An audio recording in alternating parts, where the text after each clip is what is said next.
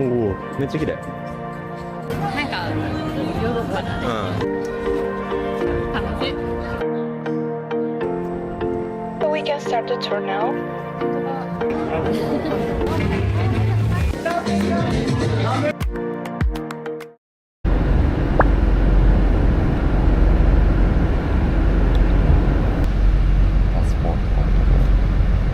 到着しました。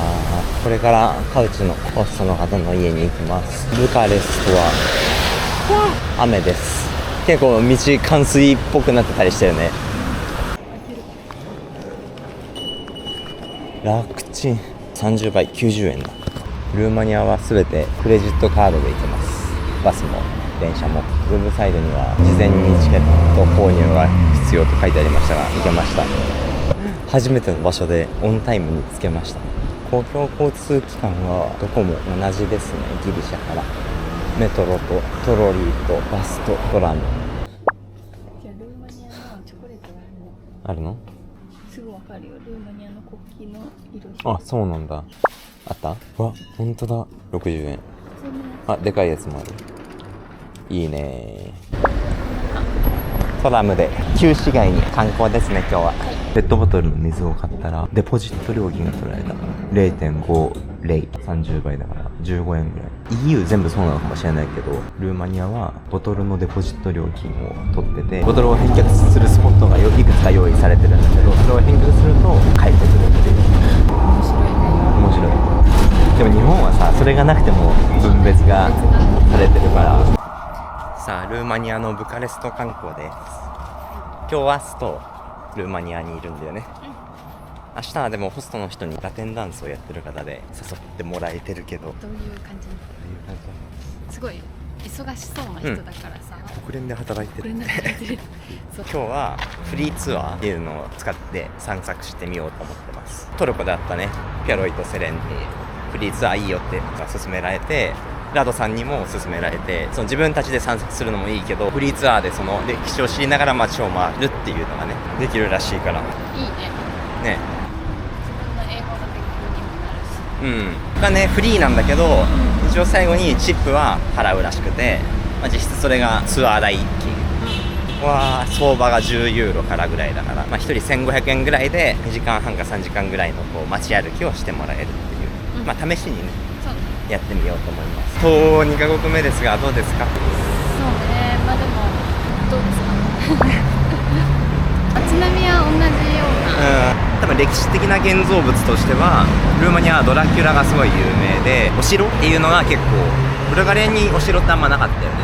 ずっとそういうフリーツアーとかで歴史を学びながら行かないと、北教会に似た街並みってなっちゃいそう。ってなっちゃうね。っていうのもあって、ちょっと今日ルート変更をしたんだよね。あ、そうそうそう。弾丸で回っていくプランだったけど、本当にちょっと反省したのは、ラドさんのところにもっといたかったんだよね。だけど、その弾丸の予定を組んじゃったから、3日間しか滞在できなくてね、計画を見直して、もう少し行きたい都市をちゃんと絞って、で、オーストリアでワーカーをやりたいなって思って、ちょっと直前なんだけど、リクエストをいくつか送ってみてます。ここはちなみに旧市街です。ここは本当に有名な建物とか調べても教会が多い。で、それが全部東方正教会の教会、ルーマニア正教会とブルガリア正教会で、なんか違うのかな。めっちゃ壁一面に彩られたフラスコ画がすごい有名らしいけどね。おお、めっちゃ綺麗。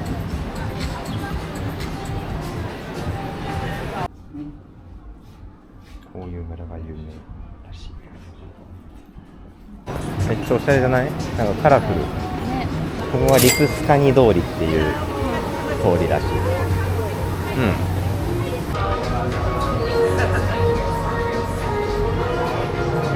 雰囲気がこれまでにも増してヨーロッパで。なんかヨーロッパだね。このテラスのこの感じがね、イタリアとかフランスっぽいね。確かに。アテネはそんなにやっぱ感じなかった。感じなかった。感じなかった。やっぱ街がそんなにそうだね。綺麗じゃなかったね。シャッター街みたいなところもそうだね。ブルガリアは言うてもさ、そんなじっくり街ブラをしたわけじゃないからまあね、初めてなんかヨーロッパを感じた。確かにこういう雰囲気のところはなかったよね。回ったところに。こちらが書店らしいです。私が行きたいのこれだった。あ、違います？これかな。違う？世界一美しい書店と言われてます。おしゃれね、確かに。ルーマニアは小さいパリって言われてるらしいよ。だからなんか街並みもフランスっぽいよね。綺麗だ街。ヨーロッパだすごい綺麗。ね。ヨーロッパに来てる感じがする。ね。フランスとかイタリアみたいな。多分やっぱそこほど物価高くないじゃん。うんうんうん。すごい日本と同じくらいの感じ。そうそうそうそう。こちらはスタブロポレオス修道院教会です。1724年ルーマニア様式の建築らしいですが、東方正教会として結構中が広い。モネストリーだから、ここもさ、ただの教会。これ教会でしょ。ここら辺居住区なんじゃない？上がそうだね。でも全然やっぱリラの修道院とは違うね。だし壁画の感じ全然違うね。別格だったね、あれ。鮮やかな色使いだし。1798年に建てられたと書いてあります。本当に？わかんない。その1798年に建てられたんだよ、これは。じゃあ24年だ。じゃあ何の数字だ？じゃあ何の数字だろうって。こんな感じでゴッドが上にいます。壁画の感じがすごい古い。あの奥に小さいのしか入らないスペースがあるんだよね。ここは観光、みんな観光できてる。写真撮らせてもらえたね。リーダーの修道院撮れなかったからね。そうね。CEC 宮殿と言われる。 CEC バンク。そう CEC バンク、銀行なんだって。日本もこういうでっかいさ、横浜とかに。あー、あるね。確かに。でこれがうわ、すごっこれがルーマニア国立歴史博物館です。入り口がすごい。結構ここ観光地だよね。観光地だね。あ、CEC バンクがある。すごいね。先ほどの本屋さんに戻ってきました。フリーツアーまでここで時間を潰そうと思います。これで1200円。まあまあまあカフェの値段です。そうね、カフェの値段って感じだね。これはなんかルーマニアの伝統なのかわかんないけど、エルダーフラワーっていうねやつを使ったジュースらしい。美味しい？美味しい。これからフリーツアーに向かいます。どれぐらい聞き取れるかな。ね。はい、さっきの共産主義の人の名前。あ、もう忘れた。チャルシャフみたいな。チェフスキーだっけ？あ、そうだ。はい、そんな感じ。予習は以上です。チェフスキーが作った世界で2番目ぐらいに大きい建造物かな。建造物。ほら、これ。そしてミーティングポイントここだけどな。これ国会議事堂だよ。現在も。現在もじゃないかな。うわー、立派だね。Good, so we can start the tour now. The other people won't arrive, so that's the group. Okay. 始まりました。シティガール爆誕。どうですか、今のところの感想は。すごい丁寧に説明してる。そうね。全部分からないけど。そうね。5割聞き取れて、事前下調べによって保管できて、トータル7割ぐらい分かってる感じ。じゃあ人気な公園に来ました。首都にあるけど、行ったりしてる。テレビについては1日2時間に制限されてて、子供用のは15分。2時間。チェフコフスキーみたいなのが流れっぱなし。子供番組も全部共産主義国を子供が旅するっていうやつです。やっぱ見ちゃいけないムービーとかが多かったから、秘密裏に集まって10時間も同じムービーを何度も見るみたいなイリーガルなパーティーが開かれたりしてました。やっぱ見られるコンテンツとかが超限られてたってことですね。まあ、音楽も同様。音楽も同様ですね。スーパーマーケットはめっちゃ長蛇の列、3時間ぐらい並んでようやく買えたり、その日は買えないから次の日みたいな感じで毎日毎日並ぶと。電力とかお湯とかもめちゃくちゃ制限されてて、人口が減っちゃったから子供埋め作戦が始まって、10人産んだお母さんはヒーローみたいな言われてたし、けどそれによって賄いきれない子供がいっぱい生まれちゃって、今はその子たちが捨てられちゃったりしてホームレスになったりしてたり、マンホールの下にね住む人たちがいたりっていう国です。いやー、ちょっとクイズ当てられて連続だな。当ててたよね。今のはどういう話だっけ？あの人が共産主義に没頭しちゃう。そう、ついに一番の目玉の革命広場に来ました。ルーマニアはこういう共産主義が蔓延しちゃってたから、最終的にニコライなんとかさんっていう人が血の革命によってね処刑されちゃったんだよね。あれが秘密警察のオフィスだったから燃やされて、残った部分に新しいビルを作ったのかなでこっちが図書館で、その燃やした時に本が5000冊ぐらい燃えちゃったんで終わりましたね。はい。総じて良かったんじゃない割とね。これはまた使ってみたいなと思いました。予習は必要。予習は必要、絶対。あそこで最後のなんだっけ、いつまでたっても名前が覚えられないけど、その共産主義の人がスピーチをやった時にめっちゃブーイングを食らってヘリコプターで脱出しようとしたけど結局捕まってクリスマスの日に処刑されたって言ってたね。あとこれはそれを記念して建てられたタワーらしいけど11ビリオンユーロかかって作られてるからあんま好きじゃないって言ってたね。あの銅像とそれと向き合うようにこの銅像、この人たちはその共産主義の時にそれの反対勢力としてずっと投獄されちゃってた人たちなんだよね。おもろかった。でも本当数十年前までコミュニズムだったわけだから、ブルガリアはあっさり政権が民主化に移行したけど、ルーマニアはそれができなくて、血が流れたと。バイオレンスな歴史でしたね。なんかすごい見た目も街も一緒な雰囲気だし、服も似てる部分が多いし、そうね。だけどやっぱこの歴史っていうところはさ、みんな国によってまるっきり変わるのが本当に、同じ経緯をたどってきたんだろうけど、大きく見たらもしかしたら国民性もちょっと違ってきたりとかするのかもしれない。そうね。そのフリーツアーのいいところとしては街歩きが楽しくなりますね。楽しいね。映えのところです。偶然見つけた。すごい綺麗だよ、見て。どの国も1食ぐらいはね、その国の文化の料理を楽しもうということでレストランに行こうと思います。今日は文化体験だから。文化体験だからね。レストラン街？うわ、めっちゃおしゃれじゃない？すごっ。こちらめちゃくちゃおすすめされたレストランです。空いてるかな？土曜日だし。うわー、なんかすごい良さじゃん。広っ。確かにこれはいけそう。めっちゃいいやん。 Thank you。 す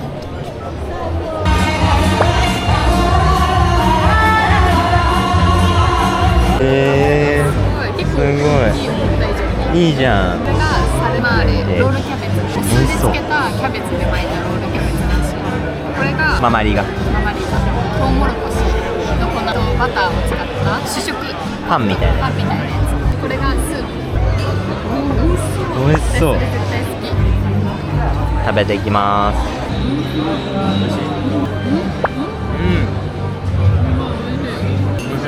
ャベツ最高好き。なんか懐かしい味がする。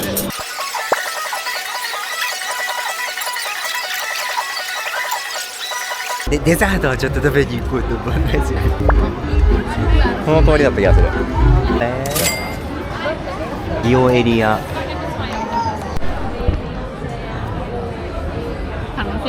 楽しいね。ただただ楽しい。美味しい。アイスってさ、ちょっと溶けてるのが美味しいじゃん。それを楽しめるね、カップは。確かにそのことか。アイスだけを楽しめるんですよ。確かにコーンでのお得感はあるかもしれないけど、確かにコーンはマジでおまけみたいなもんだわ。下手したらアイスの味を邪魔するとかっていう可能性もあるから、アイスが売りのお店ではコーンはいらないのかもしれない。これ溶けてるのをさ、すくって食べられるじゃん。確かにコーンはそれができない。ようやく分かったか。ようやく追いついていってようだな、大人の道を。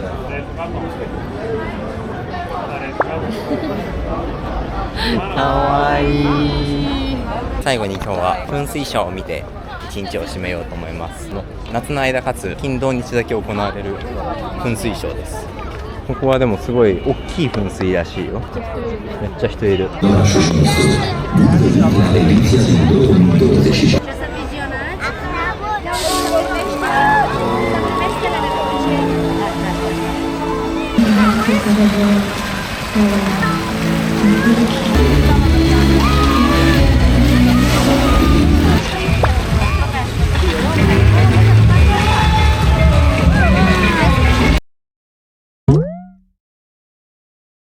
本日はどこに行かれますか？今日は凱旋門。ルーマニアの地下鉄です。死角が多くてちょっと怖いですね。そしてすごい下水の匂いがする。ここのホームの幅が狭すぎる。ルーマニアは多分毎回単レール100円かかりますね。ブルガリアは上限が1日の3ユーロだった。ブルガリアは全部同じ国が管理してたのかな。ルーマニアはメトロとバスで違う会社が管轄してるから。凱旋門ここら辺にあるはずなんだけどな。撤去されちゃったのかな。日陰は心地いいですね、この公園は。ポストの人もめっちゃあそこはいいって言ってたね。ね、すごいみんな穏やかな感じでいいね。さあ見えてまいりました。自転車の配達員さんが。そしてその奥には凱旋門が見えます。綺麗だね、それって。綺麗だね。こちらの凱旋門なんだか知ってますか？戦勝を記念したやつ。そうです。よくご存知で。これも含めてやっぱりルーマニアは小さなパリと言われているんでしょうかね。ね。で、こちらの凱旋門は第一次世界大戦が終わった時に建てられたやつです。これは比較的だから最近だよね、世界大戦ってことは。綺麗だね。上がれるかはわからないです。ルーマニアは第一次世界大戦は戦勝国らしいよ。ブルガリアは敗戦国だけど、第二次世界大戦ではルーマニアは敗戦国になっちゃったっていうので、その後ソ連に接近されて共産主義時代に入っていくという歴史ですね。結構真下まで来れる。お、いいね。登れなさそうですね。そして人がいない。コンサートホールだって。ルーマニアのアテナエムです。あ、そうなんだ。カフェに来ました。いいカフェです。良きカフェでしたね。うん。ね。ね。何時間いた？4時間ぐらい。今日はこれから8時半から始まるというラテンダンス舞踏会、ホストの人が所属してるグループなのかわかんないけど、それをちょっと見せてもらうことになりました。そういう趣味があるのいいよね。そういう趣味ね、何年やってたんだっけ40年？14年か。14か40か。うん。あのようにダンスをしています。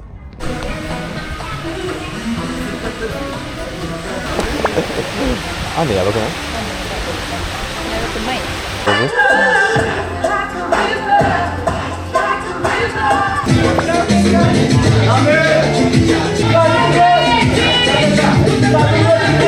ちょっと踊れました。一緒に踊ったね。ここ見るとすごいね。最後におじさんに誘われて教えてもらったね。2人で。うん。ステップを教えてもらって。3時間いたよ。あっという間だった。なんか衝撃を受けすぎて。元気だって日曜日の夜。皆さん明日から仕事らしい。1時2時ぐらいまで踊り続けるらしい。でもカルチャーショックだったな。まあこの距離感もそうだし、日曜日の夜にこれをやり続ける1時までっていうのもそうだし、いろいろとアンビリーバボーなことが多かったね。興味深い。